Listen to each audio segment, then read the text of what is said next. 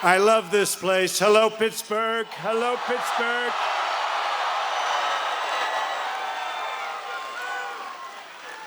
You know what? Do me a favor, get out on Tuesday, vote for Rick Saccone, and we can leave right now. Come on. We don't have to spend any time. Great guy. I'm thrilled to be back in Pennsylvania, where I went to school, went to college, with so many hardworking American patriots. You're great people. Great. Pennsylvania is the state that gave us American independence, American freedom, and what else? American steel. American steel.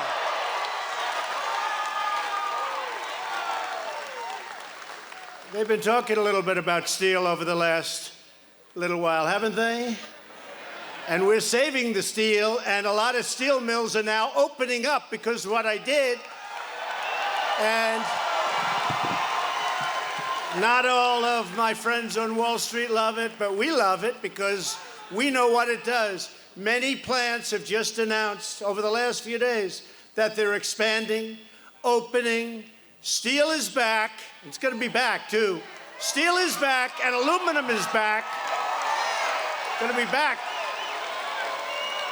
And on November 8th, Pennsylvania is the state that gave us the 45th President of the United States.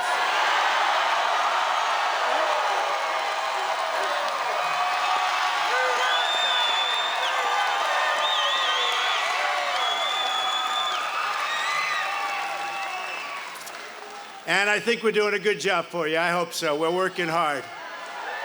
It's not easy. That Washington, D.C., got a lot of evil there, but we're getting it out step by step. A lot of evil. A lot of bad people. A lot of bad people. A lot of fake media. Look at them. A lot of fake media. Fake media. You know, it's funny. I don't know if you saw it, but we've had a problem for years with North Korea. In fact, President Obama said it was the biggest problem we had. And South Korea went there. We put very, very strong sanctions and lots of other things we've been doing right from the first day I was in office. And South Korea came to my office after having gone to North Korea and seeing Kim Jong-un. And no, it's very positive. No. After the meeting, you may do that, but now we have to be very nice because let's see what happens. Let's see what happens. So the South Korean top people, top representatives, they walked out the White House to a throng of these characters. Big group. And everybody wanted to find out what happened. Now, they had just left North Korea. And look, North Korea is tough. They're testing nuclear weapons. They're doing a lot of things. This should have been handled, by the way, over the last 30 years, not now. That's when it should have been handled. They shouldn't have handled it. This should have been handled, and everybody will say it, too. But that's okay, because that's what we do. We handle things. And these guys came out, and they said that your president's done a great job, I might say. But, well, I'll tell you, we did a great job in the Olympics. President Moon of South Korea said without Donald Trump, the Olympics would have been a total failure. It's true. True. You know? Might as well say it. Nobody else is going to say it, right? Might as well say it. Now, a little hard to sell tickets when you think you're going to be nuked. But when North Korea called and they said, we'd like to be in the Olympics, everybody said, let's buy tickets, let's go. I would have gone. And it became a very, very successful Olympics. Honestly, South Korea did a great job, and it was great to see North Korea going and participating, and there was a nice unity. It was really a nice thing. Really nice thing. But when the South Korean representatives who just left North Korea came outside, big throng of press, they announced that North Korea Kim Jong-un would like to meet with President Trump? No, this doesn't happen. You know, they're saying, oh, well, Obama could have done that. Trust me, he couldn't have done that. He wouldn't have done that. He would not have done it. And by the way, neither would Bush and neither would Clinton. And they had their shot, and all they did was nothing. Well, Clinton gave away billions and billions of dollars. And as soon as they made the deal, the following day, they started working on making more nukes, okay? So that's not the great deal. You ever see the story where it's 1999, I'm on Meet the Press, a show now headed by Sleepy Eyes Chuck Todd. He's a sleeping son of a bitch, I'll tell you.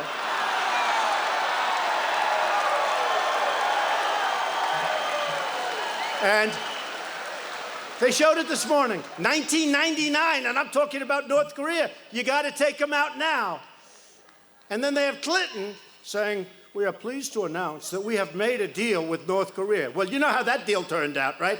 We gave billions and billions of dollars and lots of other things, and we got nothing. But they show me young, handsome. I said, why couldn't I look like that today? I should have run back then, right? I should have run back then. I would have done this earlier.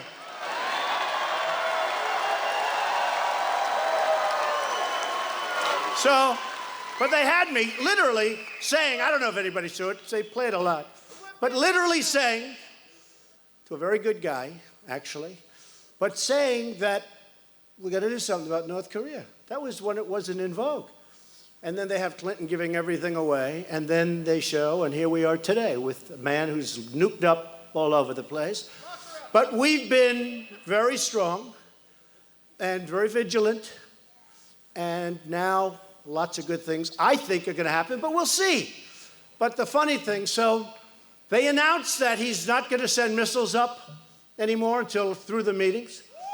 Well, think of that. You know, we were getting a lot of missiles sent. I wouldn't say Japan was thrilled, missiles flying over Japan. They're very happy with what I'm doing. And who else could do it? I mean, honestly, when you think. They're not going to send missiles up. Think of it. They're not sending missiles up. And I believe that. I believe that. I really do. I think they want to do something. I think they want to make peace. I think it's time. And I think we've shown great strength. I think that's also important. Right?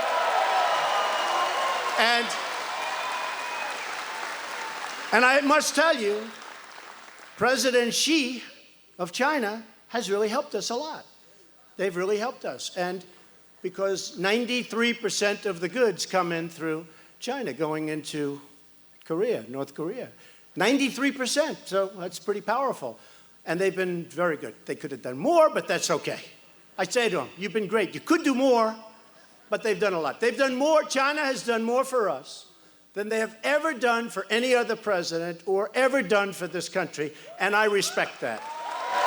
I respect it, because you need that. Stopping the flow of goods, very important. And we put sanctions on. So they come out, White House, many of these same characters that I see those faces. I see those faces. And for the first 2 hours, it was unbelievable. This is amazing. This is incredible. I can't believe this is happening. You know, because we go from, like, look, a lot of people thought we were going to war. And all of a sudden they come in, they say, we're going to have a meeting, and there's no more missiles going off, and they want to denuclearize. Nobody heard that. Nobody thought, but they said they want to. They are thinking about that. Who knows what's going to happen? Hey, who knows? If it happens, if it doesn't happen, I may leave fast, or we may sit down and make the greatest deal for the world and for all of these countries, including, frankly, North Korea. And that's what I hope happens. But the press for 2 hours is going, this is fantastic. This is amazing. A certain anchor on CNN, fake as hell, CNN. The worst.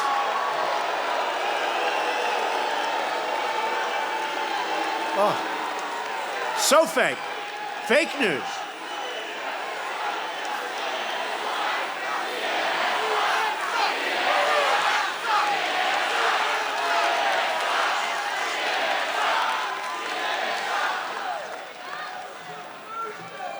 And their ratings are lousy, by the way, and compared to Fox, their ratings...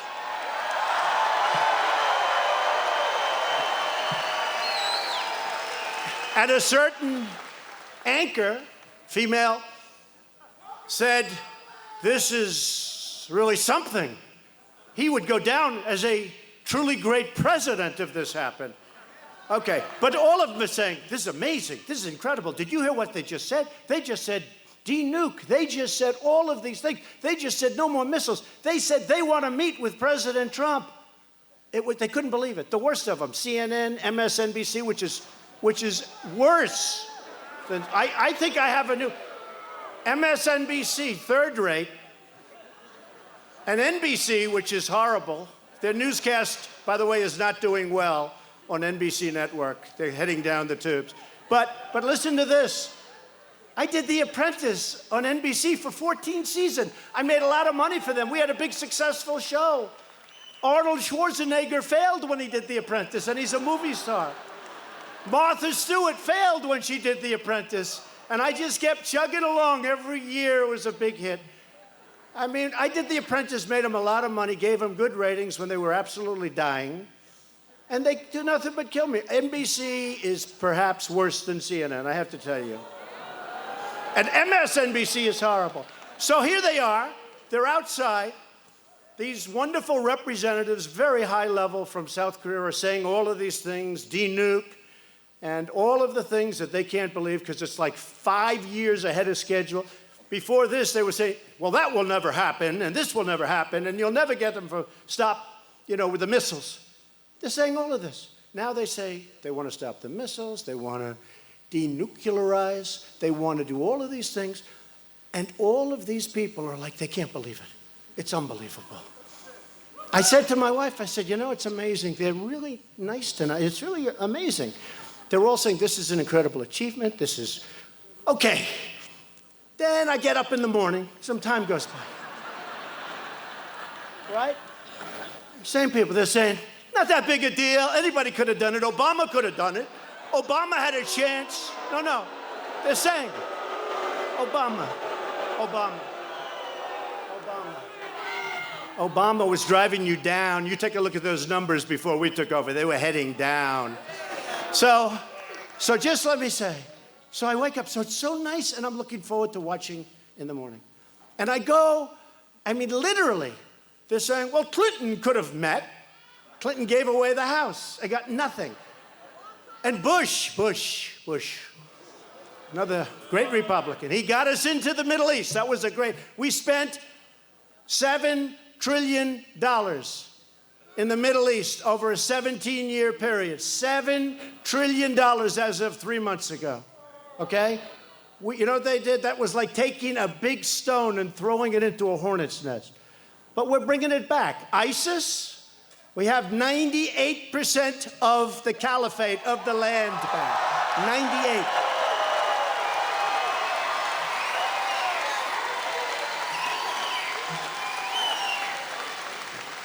So I woke up and I saw all these reports that, anybody could have done it. Oh, yeah, sure.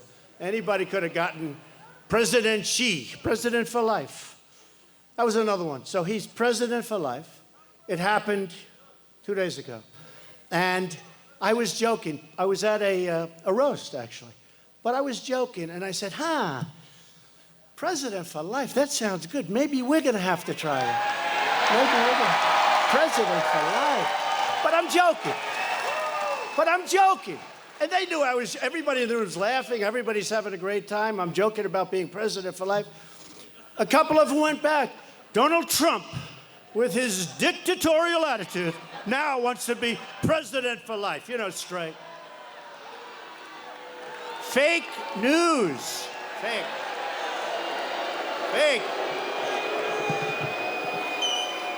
Horrible. But you know what's going to happen? Did you see the other day? 96% of what they do, all I do is good stuff. The economy is the best it's ever been. Your coal, by the way, folks, some of you are in the coal world. Your coal is coming back big.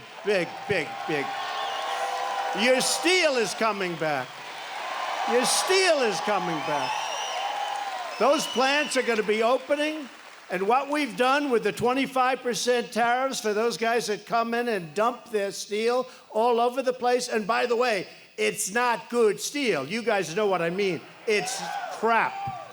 But your steel is coming back. It's all coming back. And 6 months prior to the election in 2020, every one of those guys, we really endorse Donald Trump. We think he has to win. You know why? Because if I don't win the election, their ratings are going to go so far down, they're going to be out of business, every one of them. Can you imagine? Can you imagine covering Bernie or Pocahontas? Pocahontas, how about that? Pocahontas. Can you imagine these guys? Some of them are actually smiling, but some of them just can't stand it, honestly. Some of them, they can't take it. Can you imagine having to cover Elizabeth Warren for 4 years? You know, I was watching during the campaign, and Hillary was sitting right there, and Pocahontas was up, and she was so angry. Look, we love each other, the women, the men. We love each other. Everybody loves.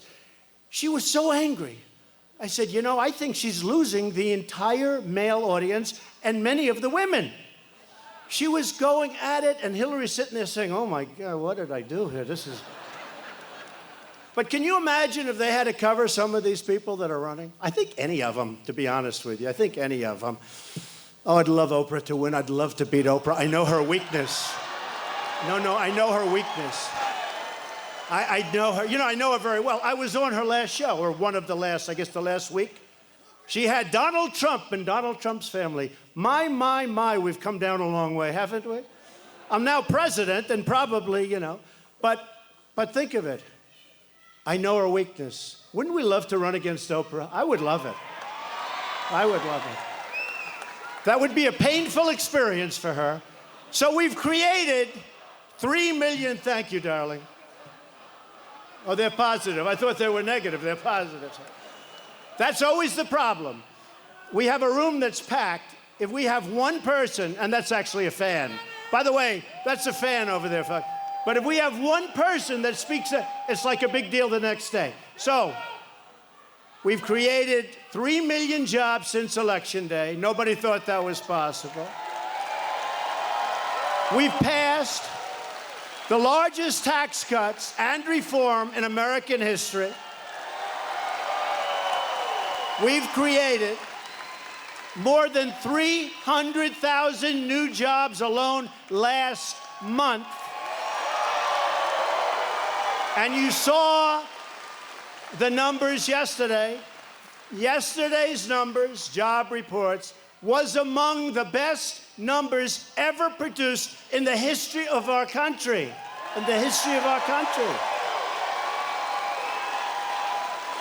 In fact, my guys...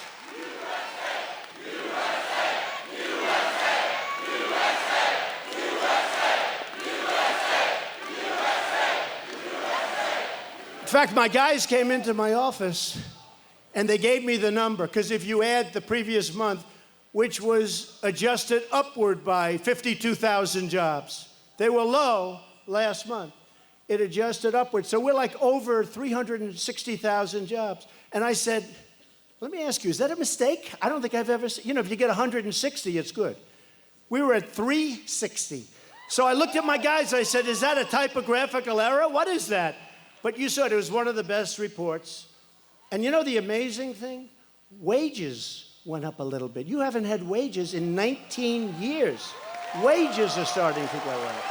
Think of it. Wages. I mean, how good is that? Wages starting to go up.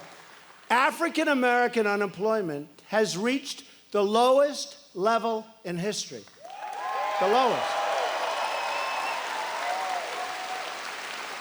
You know, African American, and I'm very proud of that, African American unemployment 2 months ago reached the lowest level in history. And then last month it went up a little bit, right? And I made the mistake, because I didn't know it went up. And it wasn't quite as good, but it wasn't historic. So I was in a different month, and I said, African unemployment is the lowest level in history. They killed me because it was the previous month. But here's the good news. The new month brought it down to the lowest level. So now it's the lowest level.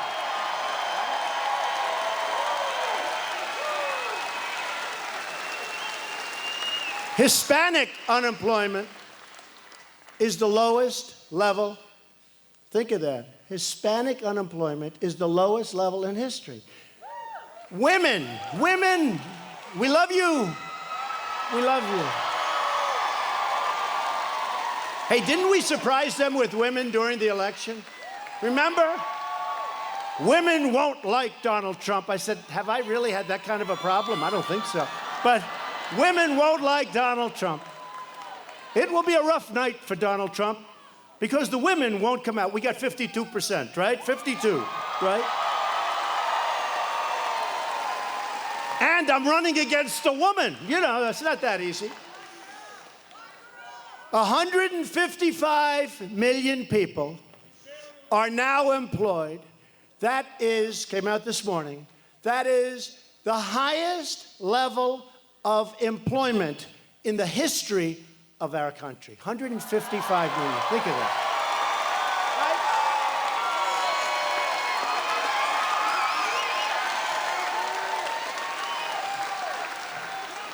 While the Obama administration in its final year was losing 1,000 manufacturing jobs a month, we've created almost 300,000 new manufacturing jobs. Think of that. Think of that.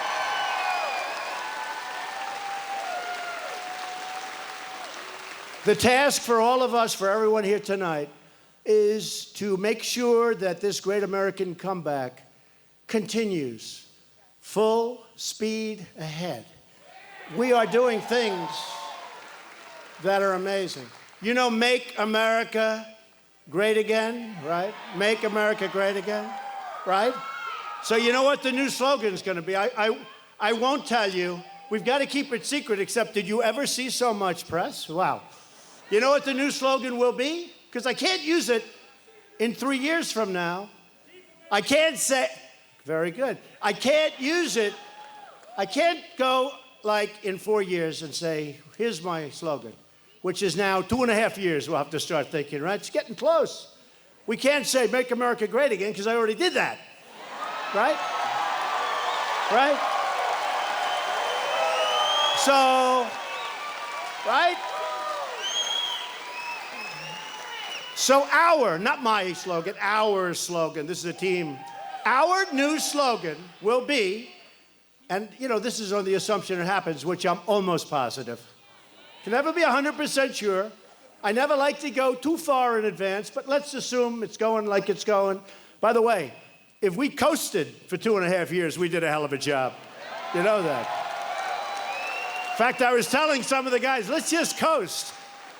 Because the stock market is up almost 40% since Election Day. Think of that. Almost 40%. Think of that.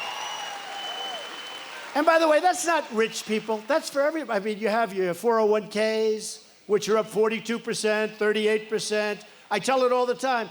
I take pictures back with the policemen. I love the policemen. I love the firemen. They're great. Right? And they're always coming up and saying, sir, thank you very much. My 401k is up 41%. My wife thinks I'm a genius. They think like they're great investors, okay?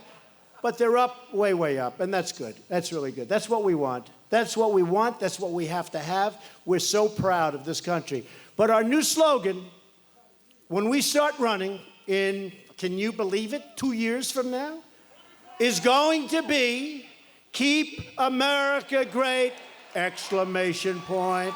Keep America great.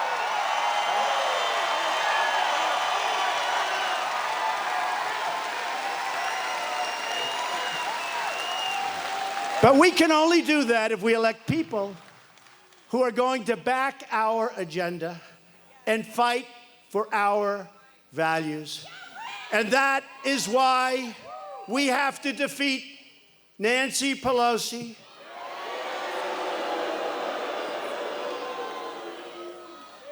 and Maxine Waters, a very low IQ individual. You ever see her? You ever see her? We will impeach him. We will impeach the president. But he hasn't done anything wrong. It doesn't matter. We will impeach him. She's a low IQ individual. You can't help it. She really is. We will impeach him.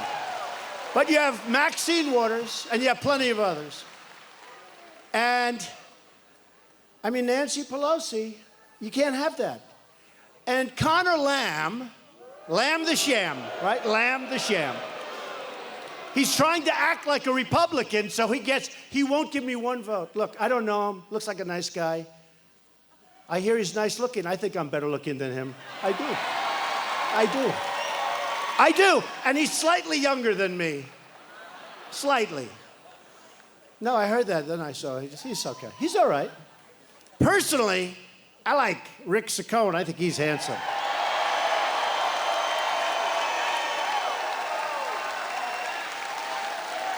And you did a great job on television today. I watched you, Rick. That was a great interview. I appreciate it, too. But he's really good. Here's the thing. We're dealing with people that want to obstruct. They want to stop us from doing things. We put an infrastructure bill in for $1.7 billion, and I hear they want to stop it. They want to stop DACA. DACA is their issue. But I'm willing to go along. Get it done. We got to get it done, right? Get it done. And besides that, honestly, we need good, great workers in our country because I'm bringing a lot of companies into this country. We're not going to have workers for it. We have to bring them in. But DACA, they're here. They're good people. And the Democrats are trying to not do so. I offered a deal that was so good you can't refuse, right? Like the mob pictures. I'll give you a deal that's so good you can't refuse. I made a deal. I gave them a deal so good they could not refuse. And I did it because I thought they were going to refuse. And they did. And they're getting killed now by the DACA recipients. They're getting killed. But somebody like Lamb, he's never going to vote for us. He's now saying, and I appreciate his nice words about me. This is Trump country, right? So he has to say nice. Okay? He's smart. So he's saying nice things. Here's the problem. As soon as he gets in, he's not going to vote for us. He's going to vote the party line. He has to. And if he doesn't, he's never going to a chairman of a committee. It's a whole crazy system. But he's going to vote the party line. He doesn't care about us. But for getting your votes, he's talking about how much he likes tariffs, which is my baby. And I took a lot of heat over that. But let me tell you, all these countries now are calling up, we don't want the tariffs. What do we have to do? European Union, they kill us. Sounds good. A lot of us came from the European Union, different countries, right? Sounds nice. They kill us on trade. So we put on tariffs, and the European Union's out there. Well, we're going to put on. I said, you can't go any higher than you are anyway. And they have trade barriers. We can't even sell our farming goods in there. They totally restrict us. So then they say, we want those tariffs taken off. I said, good. Open up the barriers and get rid of your tariffs. And if you don't do that, we're going to tax Mercedes-Benz. We're going to tax BMW. You want to have money? You want to have money come into our country?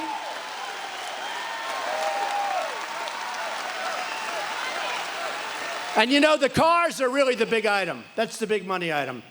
So when I said that, all of a sudden it's like, whoa, let's stop talking with this guy. With the European Union, we're like $100 billion down because we had stupid politicians doing stupid things, right? Think of $100 billion. By the way, I've always said 71 billion, but Mexico, we're 130 billion. That's a real number because nobody includes the VAT tax. Nobody even knows what a VAT tax is, but Mexico charges a 16% VAT tax. So nobody ever talks about it. They do it. That deal was bad the day they made it because they had a tax and we didn't. So they have a 16% VAT tax. Nobody ever talks about it.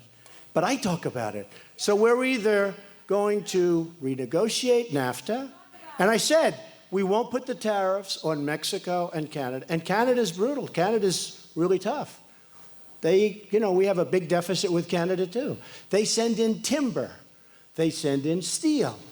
They send in a lot of things. But our farmers in Wisconsin are not treated well when we want to send things to them. Hey, and I don't blame them. Why should I blame them? Because they've just outsmarted our politicians for decades. And I don't mean Obama. I mean all of them. Since Bush the first. And that includes a lot of territory. Frankly, Ronald Reagan. You remember, I didn't love I thought he was great. I loved his style, his attitude. He was a great cheerleader for for the country, but not great on the trade. For many, many years, they've been outsmarted. We used to be a nation of tariffs. When other countries would come to the United States, they had to pay for the privilege of taking our product, of taking our jobs. They had to pay. They wanted to come in and sell their product. They had to pay. Today, in China, they sell a car to us. They pay 2.5%. We sell a car in China, which, by the way, is almost impossible to do despite the tax. It's 25%.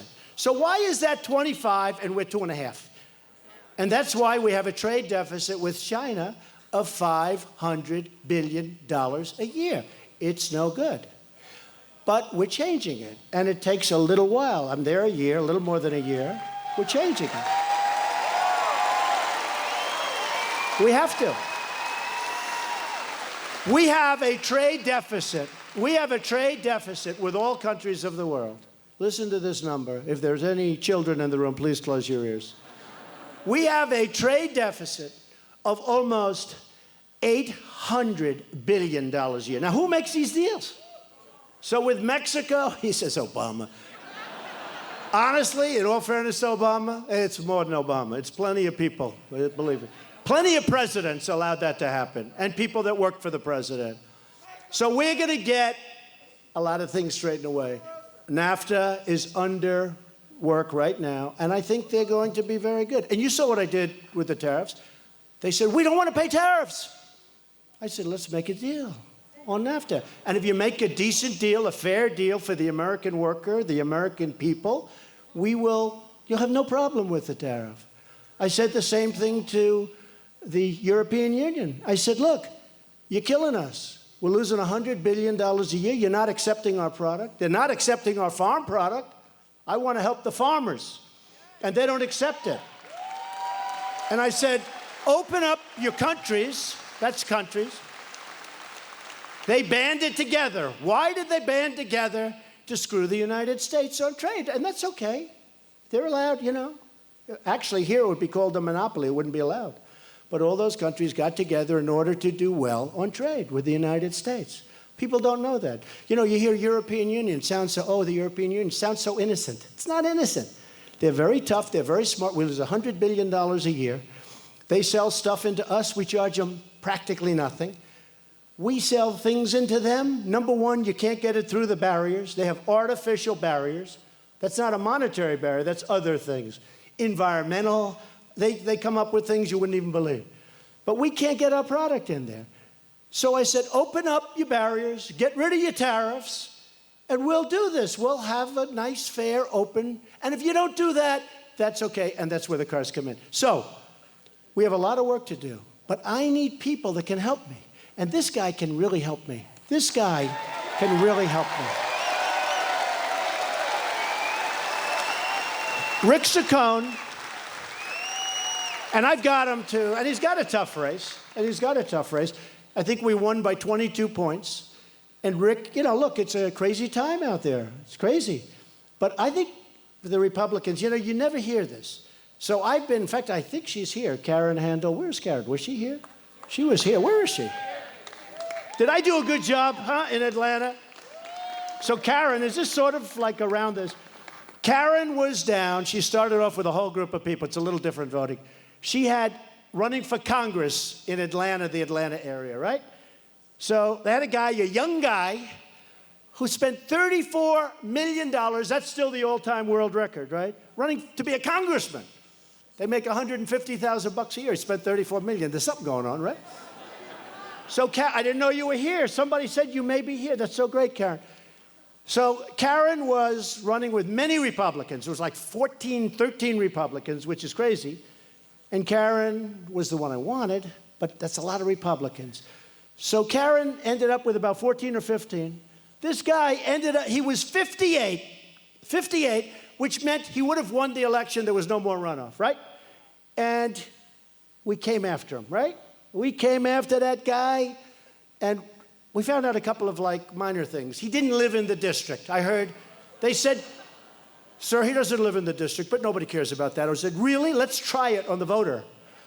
So anyway, you have to get 50, in which case the election's over. If you get less than 50, you have a runoff, and you take the top two. So Karen was fantastic. But she was with so many Republicans, and he was essentially the only Democrat. So I brought him down in a period of 4 days. I got no credit for this from these guys. Brought him down from 58 to 48. So now he's in a runoff with Karen. So think of it. He's at 48, she's at 15. By the time Karen and I finished with this guy, $32 million he spent. And she spent slightly less than that, okay? She spent like about 29 million less, right? She spent 29 million less. But by the time we finished, the winner, easily by 5 points, was Karen Handel. So, great. And they love the job she's doing, and I think you're going to have a good victory now, but the people have gotten to know you, and they love you in your area, and hope I don't have to go and make speeches all over the place like last time. But we need Karen, and we need our Congressman Saccone. We have to have him. We have to have him. Nancy Pelosi, Maxine Waters, the only chance she's got to become Speaker is electing Democrats. And you know, we don't have a big margin. It's just a very small. I mean, they're doing a number in your state. You see what they're doing with the congressional districts. They're doing a number. And hopefully, the United States Supreme Court will take that case, because this is horrible what they've done. They had state judges that are Democrats change your voting districts. What kind of stuff is that? What kind of stuff? And it's going to make it very hard for Republicans that are great Republicans that would easily win, and now it's all changed. And it's very unfair. Let's see what happens. It's litigation, it's in court. Let's see what happens, but it's very unfair. The people of Pittsburgh cannot be conned by this guy Lamb. You just can't do it, because he's never going to vote for us. He can say, I love President Trump. I agree with everything he says. You know what? I don't want to meet him, because anybody that says that, I might like him. And then Rick is going to be very angry at me, right? No, he's going around saying, but he's not going to do that stuff. He's not going to do it. There's no way he's going for the things that his party. He says, I'm not going to vote for Pelosi. He's not. Now, that could be possible, but most people are. Most people are. But he says he's not going to do that. He's going to do this for Steele. He's going to do that. Well, the Democrats are opposed to those things. He's weak on crime. He's weak on the border. He's weak on the Second Amendment. But all of a sudden, he got strong. And by the way, in terms of abortion, take a look at his record. Take a look. It's amazing. He's come back. Oh, well, take a look at his record. Because where his record is, that's where he's going. So Pelosi's party in Congress is full of people who tell their voters one thing during the election and then go to Washington and vote lockstep. You know, the one thing I noticed about them, and I've been there now for 14 months.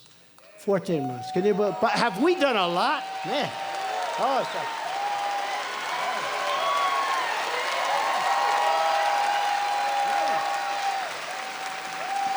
we have done more than any first-term administration in the history of our country. We have. You take a look at what we've done. Regulation, tax cuts, federal judges, a great, great Supreme Court Justice Gorsuch. Great. Look what we've done. Look what we've done.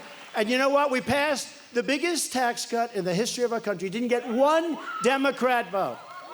Didn't get one. And by the way, how good is that kicking in? Remember? Remember? We passed it. We didn't get one Democrat vote. Think of that. Not one. And now they're getting a little nervous. That's okay. But we didn't get one. And you know what helped? When AT&T and the big companies came, they started paying thousands and thousands of dollars in bonuses to, millions of people. I think it's up to 5 million people now.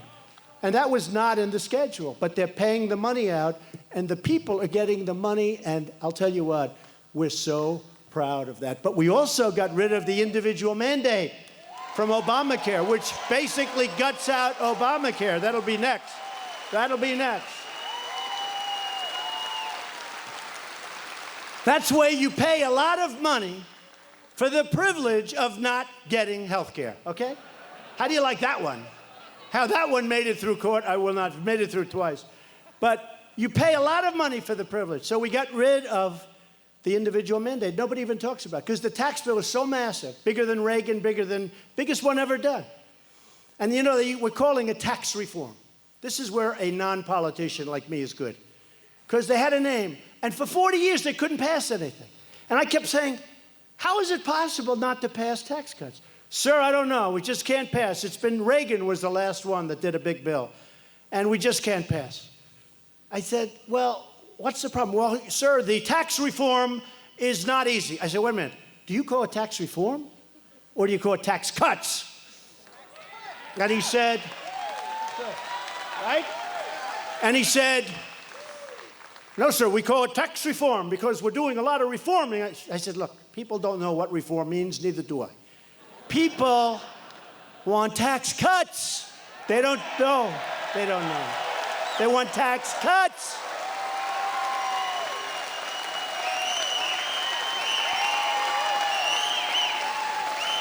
They want tax cuts, and honestly, the word reform, it could mean you're going to triple your taxes. We're going to reform taxes and triple. I said, nobody knows what it means. It could be really bad. So they said, you know, we never thought of it. This is after 40 years. Nobody ever thought of it. So they said, could you come up with a name? And I did. You know what it was called? The Tax Cut Bill. But I must tell you, and on this I think they were right. The politicians thought that was a little hokey.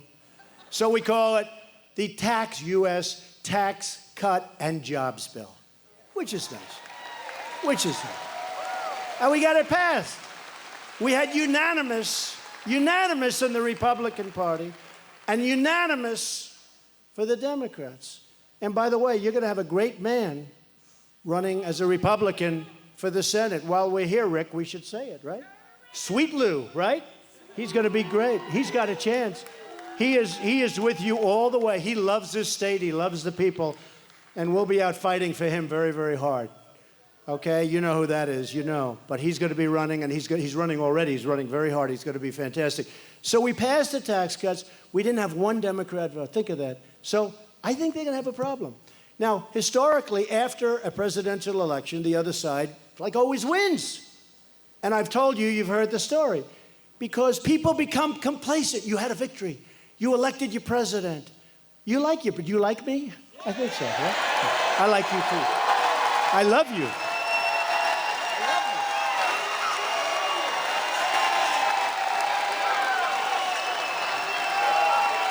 I love you.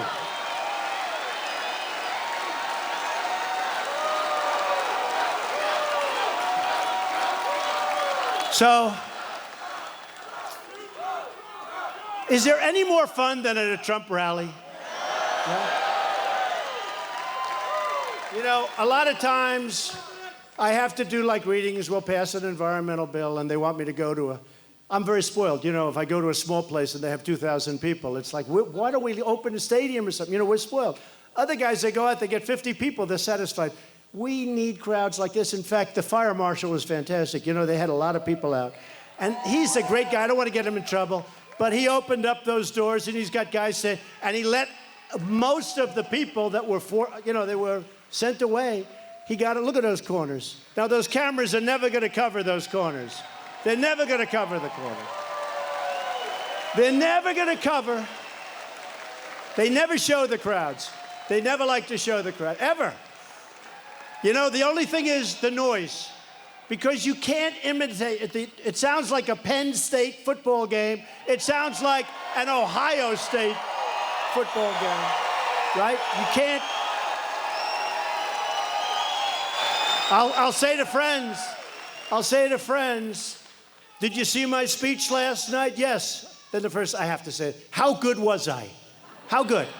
And they say, good. I said, did they show the crowd? No, they didn't. He said, but you know what? I could tell by the noise. That crowd was really big. You can't hide that. You can't hide that. Can't do it. Can't do it.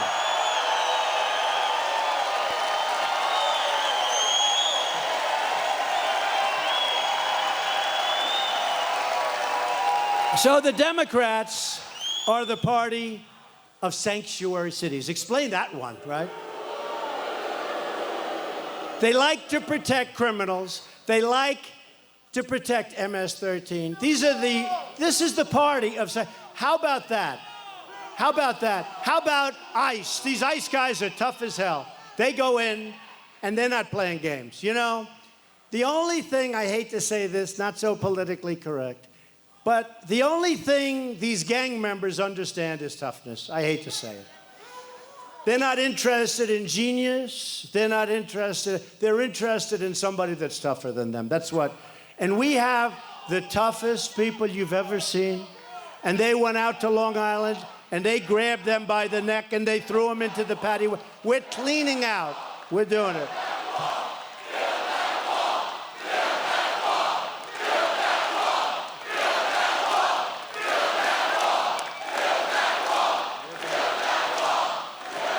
We are building the wall, 100%, 100%. 100%. You know, the president of Mexico, who I think is a really nice guy, because, you know, it's been build the wall. And I can't get through a speech without somebody, because I was all set to say build the wall, and then these guys start screaming build the wall. Well, we're building it. But the president of Mexico calls, and, you know, I told you, we're in the midst of negotiating NAFTA. So we have a little sticking point. He called up, and respectfully, because he really is a high-quality guy, and he called up, he goes, Mr. President, we would like you to make a statement that Mexico will not pay for the wall. I said, are you crazy? You think I'm going to make? I'm not making that statement. He said, well, you have to. I said, is it a deal breaker? He said, yes. I said, bye-bye, we're not making a deal. There's no way I'm making it. Now, what I will say, and what I told him, is, President, don't worry. It all comes out in the wash. We're going to put it into the NAFTA agreement. Nobody's going to be talking too much about it. It'll be part, because we're going to make a much better NAFTA deal. We have to. When we lose $130 billion with Mexico, I think we can do a little better than that, right? The wall, you know what the wall is? It's this. You don't even notice it. It's like a little asterisk on the bottom. Okay. So he said to me that, and I said, no, we can't do that. We actually broke it up. He was going to come to Washington. No way I'm going to say anything like that. But I will say we will build the wall. We have to build the wall. We have to build the wall. And the Democrats are holding it back. You know, we had a deal, $25 billion. And by the way, if I get $25 billion for the wall, you're going to have a lot of change. You're going to have a lot of change. I've got all the big builders, the best ones in the world. I know the best builders. You know, we want to use the good builders, not the bad ones. Save a lot of money on the airplanes. We save a lot of money on Air Force One, $1.4 billion we save. 1.4. Still too expensive. It's crazy. It's crazy. But we saved a lot of money. I got Boeing in, and we had a talk, and we saved a lot. We saved $1.4 billion, okay? I mean, that's worth a 10-minute meeting, right? I don't care how big the United States is. But we're going to build a wall, and we have to build a wall. For people, for gangs, for drugs. The drugs has never been a problem like we have right now. And by the way, like the world has with drugs. And you know what? We fill up these councils. They all want to be on councils. They call them blue ribbon councils, where we take Melania, great first lady. She's great. She's great. She is great. You think her life is so easy, folks? Not so easy. She is a great first lady. But we put Melania and other people on this blue ribbon committee. Do you think the drug dealers that kill thousands of people during their lifetime, do you think they care who's on a blue ribbon committee? The only way to solve the drug problem is through toughness. When you catch a drug dealer, you gotta put him away for a long time. When I was in China, and other places, by the way. I said, Mr. President, do you have a drug problem? No, no, no, we do not. I said, big country, 1.4 billion people, right? Not much of a drug problem. I said, what do you attribute that to? Well, the death penalty. So, hey, if you're a drug dealer and you know you're going to get caught and you know that you're going to kill people, you're killing our kids. They're killing our kids. They're killing our kids. They're killing our families. They're killing our workers. You know, we have a hard time. Of the 100 million people, that special group of people, they're great people. They want to work. We have a hard time. A lot of them can't qualify to work in these factories. Chrysler's coming back in. You saw that from Mexico to Michigan. We have companies coming back into the United States. You haven't seen that. I used to tell you that was going to happen, but now it's happening. But a lot of people can't qualify because of drugs. But I said to the president, I said, so you don't have much of a problem? No.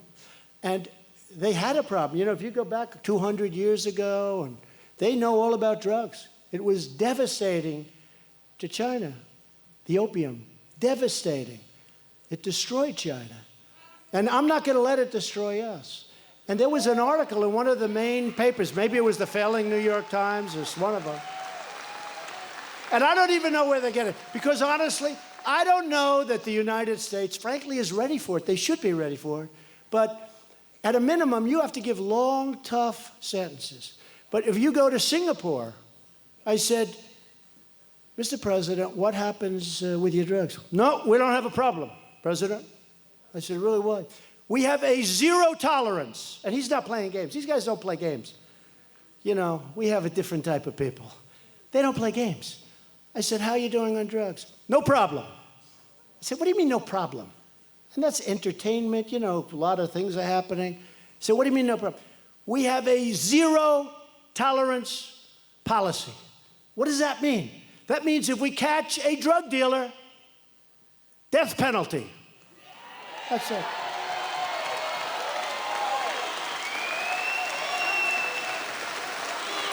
And they don't have a problem. Now, remember this. If somebody goes and shoots somebody or kills somebody, they go away for life, and they can even get the death penalty, right? One person. They shoot one person, they get the death penalty. They shoot one person, kill some person, knife one person, the person dies. They get maybe the death penalty or maybe life in prison, no parole, right? Okay? A drug dealer will kill 2,000, 3,000, 5,000 people during the course of his or her life. Thousands of people are killed, or their lives are destroyed, their families are destroyed. So you can kill thousands of people and go to jail for 30 days. They catch a drug dealer, they don't even put him in jail. Think of it.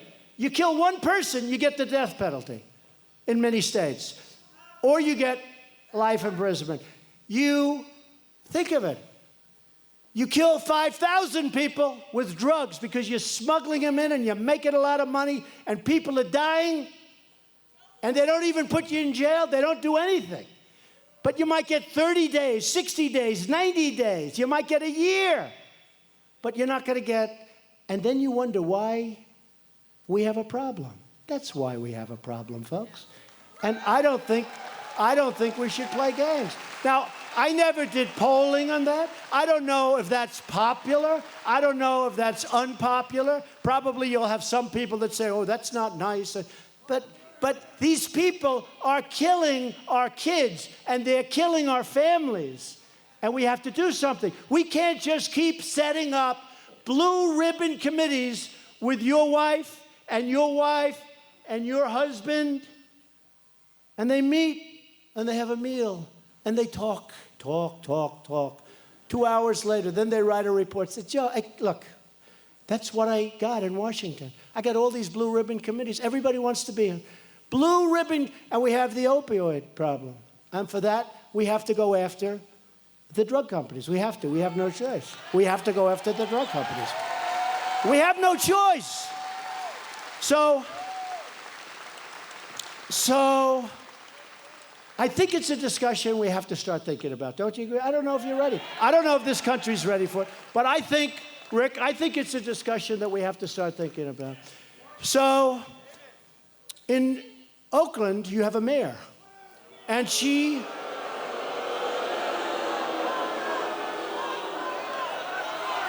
told people that we're going to be captured in a big raid, that there's going to be a raid. Can't do it. You can't do it, folks. We've got to get smart. My administration believes our cities should be safe havens for American people, not for American criminals, okay? Not for American criminals.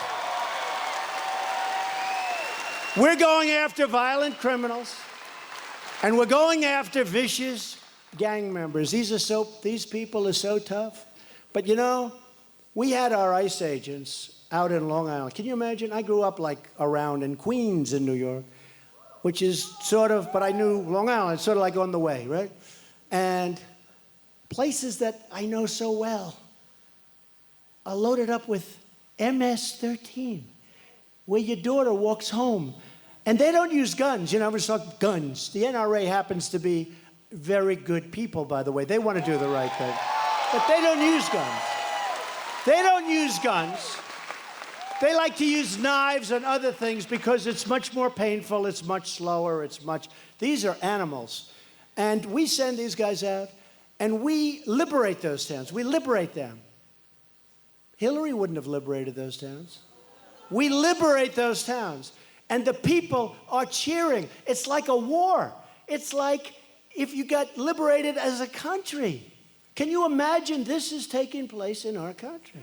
It's crazy. So we are doing a great, great job. We are loving it. We're making tremendous progress. Today, I'm calling on Congress to stop funding sanctuary cities so we can save American lives.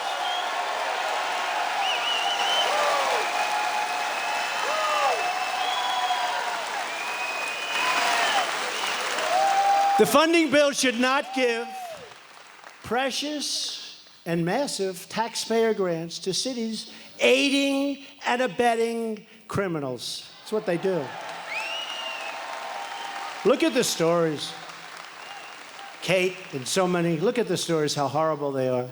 I'm also calling on Congress to finally end chain migration and cancel the very dangerous visa lottery. Now, they're probably, again, the Democrats want to obstruct, so we're probably going to have to wait till after the election. We'll get Rick in there, and we'll get some other people in there, and we'll be able to get it passed, because these guys don't want to do anything. They don't want to do anything. You know, they criticize because we have vacancies in certain administrative offices. We have 270 people that we cannot get the Democrats to approve to come in and work in our administration. They're out there. We have the ambassador from Germany, and I take heat. These guys are always saying, well, you don't have an ambassador, because the Democrats won't approve him. They obstruct, they delay, they do everything they can, and that's all they're good at. They have no ideas. They have no ideas. I mean, I look forward, I really do, I look forward to 2020, because I want to see how far left the person is going to be that we're going to run against. I look forward to it. I look forward to it. I really do. I really do. So together with your help, your voice, your vote, we can achieve more than anybody.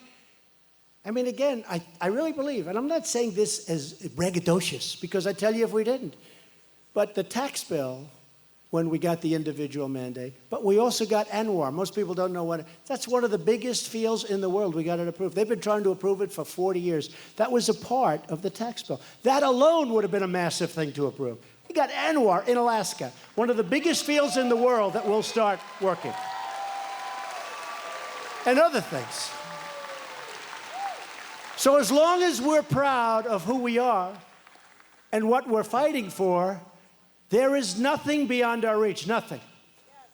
We need Republicans put in office. We need Senate, And I think we're going to do pretty well with the Senate. You know, the numbers are looking pretty good. Did you see the numbers from about 2 months ago? And you see the numbers now, it's like from a different world because people are seeing what we're doing. They're seeing what we're doing. We stand on the shoulders of patriots who poured out their sweat and blood and tears, and we're going to do things that nobody's been able to do. You know, it's very funny. Every time I go out to speak, we have these massive crowds. And you know how many people? Thousands were turned away. We let thousands in, but thousands were turned away. And I read one woman in the Wall Street Journal today. Nice woman. I like her, actually, Peggy Noonan. And she wrote an article about me. And, you know, I went to the Wharton School of Finance. Nice student. That's very smart. You know, Ivy League school, great, the best business school, I think. It's one of the hardest schools to, even in my day. I mean, I went to the Wharton School, did great. And then you got to read how we're like, is Trump a good speaker? She's talking about, he uses a language that, you know how easy, remember I used to tell how easy it is to be presidential? But you'd all be out of here right now. You'd be so bored. Because I could stand out, right? I could stand out.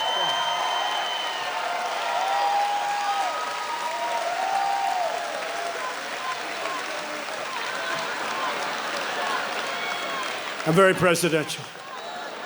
Ladies and gentlemen, thank you for being here tonight. Rick Saccone will be a great, great congressman. He will help me very much. He's a fine man, and Yang is a wonderful wife. I just want to tell you on behalf of the United States of America that we appreciate your service. We appreciate your service.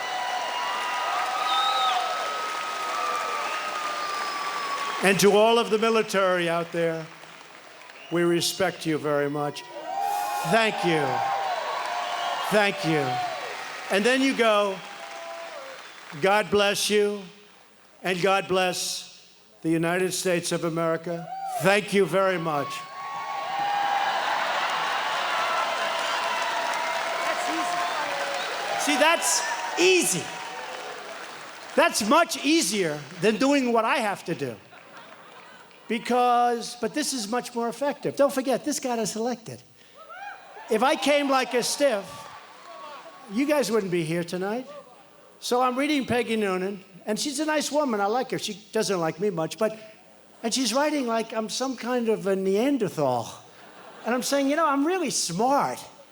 You know, it's funny. They always talk about how they're telling us, they said we couldn't get elected. I say we. Because you guys came from areas, some of you never voted before, but you love the country. You never voted before, but you love the country. A great congressman from Tennessee, they vote early. And the voting had started. And he was at a speech I was making in Pennsylvania, believe it or not. But he was there because one of his friends. And it was Lou, but one of his friends was there. So I didn't know him. And they had early voting in Tennessee. And he said, you know, Mr. President, and at that time I wasn't president, but he called me that because he saw what was happening. He said, in Tennessee, the early voting started. And I've been doing this stuff for 32 years. And I've never seen anything like it in my life.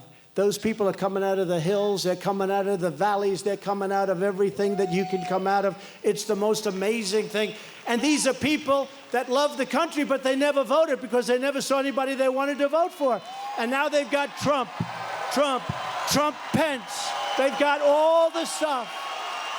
So I've never seen anything like it.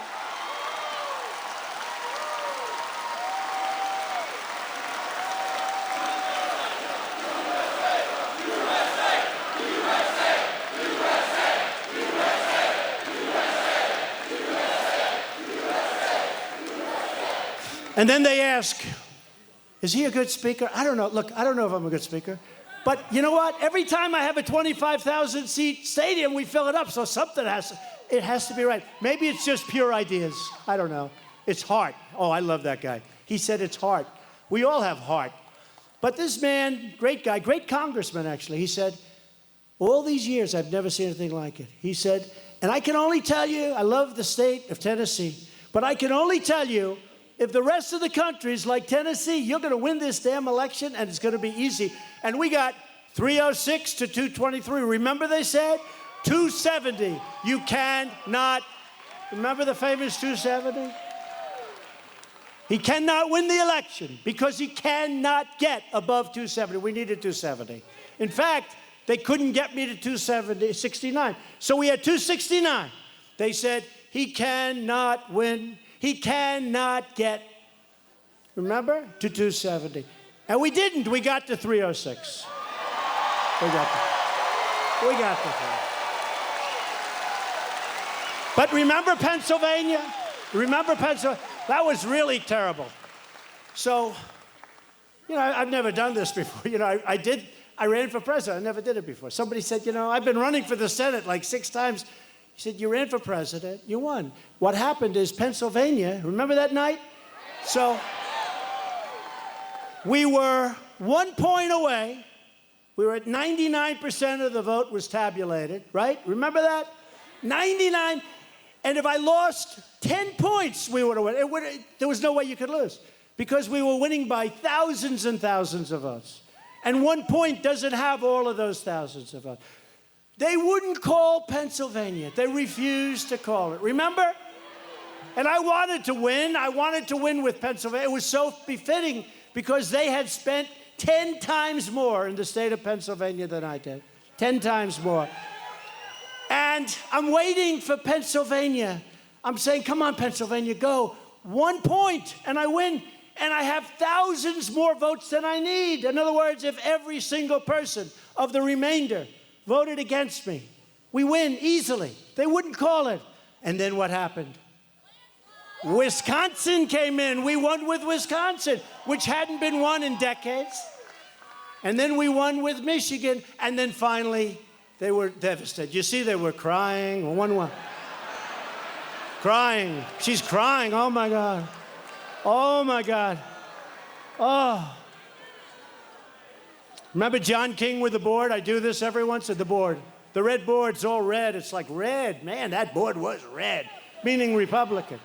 And John King, he can't believe it. He goes, I think he just won the state of Florida. Yes, Donald Trump won the state of Florida. He's going, oh. Then they go, you had to run. The Electoral College is much harder than the popular vote. Because popular vote, you go to 3 or 4 states. Electoral College, you have to go to like 19. I was all over the place. I went to Maine 4 times because I needed 1 vote. They had 1 vote. That was going to be 269 to 270. The 1 vote was going to be very important. So I went to Maine like 4 times. That's a lot.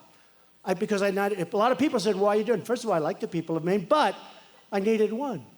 But what happened was an incredible evening, one of the greatest nights in the history of television in terms of numbers of people watching, and we have done a job. So here's what's going to happen. Let me give you the bad news. The bad news is they want to take it away from us. They want to take it away. They're doing everything they can to take it away. And that starts with the election coming up in a few months. And we have to win it. We have to get out, and we have to win. Normally, I would not come, except it's Pennsylvania. I say I love it anyway. I love the people. I mean, I went to school. I went to Wharton. I went to school here. I love Pennsylvania. I mean, look, how can I not love it, right? Somebody else would show up here, and then honestly, Rick, what would it be, 50, 60 people in front, right? First of all, you wouldn't have this. You'd have a little place. But I love the state. But I really feel strongly about Rick Saccone. And I know him. I feel strongly about him. He's an incredible guy. Number 1, and I don't know that this is important, but to me it is, he's a very fine human being. He's a good person. He's really a good person. Rick, come up, Rick. He's a really good person.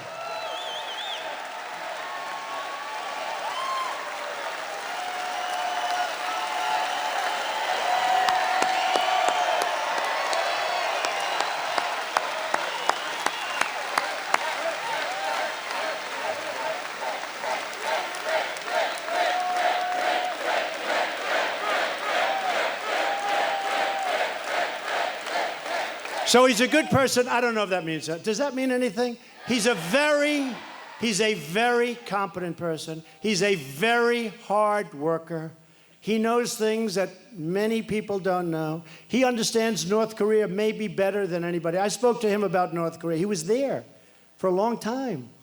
And I spoke to him about North Korea, and I'm telling you, I learned things that all of these great geniuses, all of these great experts on North Korea did not tell me.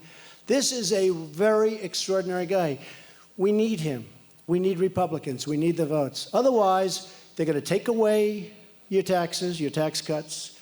They're going to take away your Second Amendment rights. It's true. They're going to take away, you know, in the military, big military place, we just got approved $700 billion. We have to rebuild our military. $700 billion. Far more than the other party. They'll take that away, too. Our military was really depleted. But I just want to know, I want you to know, I came tonight because this guy is special. And beyond the vote, it's very important. Remember this.